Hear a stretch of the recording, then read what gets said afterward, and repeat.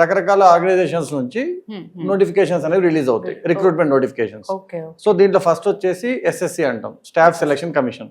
దాంట్లో 3 లెవెల్స్ ఉంటాయి, MTS, CHSL and CGL. Okay so MTS is for 10th class levels, ఎవరైనా pass అయిన వాళ్ళు కూడా తీసుకోవచ్చు. CHSL ఇంటర్మీడియట్ పాస్ అయిన నుంచి తీసుకోవచ్చు. CGL is for graduates. కాకపోతే మనం చూస్తే ఈ మూడింటికి కూడా గ్రాడ్యుయేట్స్ పీజీస్ వాళ్ళే ఎక్కువ అప్లై చేసే వాళ్ళు ఉన్నారు. Okay so graduate is eligible for all the levels. ఇది సెంట్రల్ గవర్నమెంట్ సంబంధించింది. ఓకే ఇలా కాకుండా JEE అని కూడా ఉంటుంది. JEE is technical type job అన్నమాట. సో జూనియర్ ఇంజనీర్ అంటారు. ఇవి కాకుండా ఇప్పుడు బ్యాంకింగ్ సెక్టర్ ఉంది. బ్యాంకింగ్ చూసుకుంటే మళ్ళీ మనకి 2 లెవెల్స్ ఉన్నాయి, 2 డిఫరెంట్ కేటగిరీస్ ఉన్నాయి.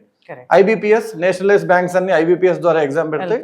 SBI సపరేట్ గా తన ఎగ్జామ్ తను పెడుతుంది. సో IBPS లో మళ్ళీ RRBs అంటాం, రీజనల్ అండ్ రూరల్ బ్యాంక్స్ అని. ఓకే అండ్ నార్మల్ మన నేషనలైజ్ బ్యాంక్స్ ఉంటాయి. సో వీటిల్లో మళ్ళీ క్లరికల్ అండ్ PO అని కేటగిరీస్ ఉంటాయి.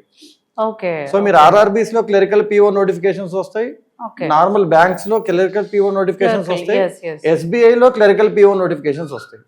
సో బ్యాంక్ లోనే 6 రకాల జాబులు ఉన్నాయి వీళ్ళకి. ఇవి కాకుండా ఎవరైనా బీటెక్ కనుక ECE, EEE, IT చేస్తే, కంప్యూటర్ సైన్స్ చేస్తే వాళ్ళ కోసం IT ఆఫీసర్ అని స్పెషలిస్ట్ ఆఫీసర్ జాబ్స్ కూడా ఉన్నాయి. ఓకే ఓకే సో SO అంటాం దాన్ని. Okay, so specialist officer works as IT employee in a bank.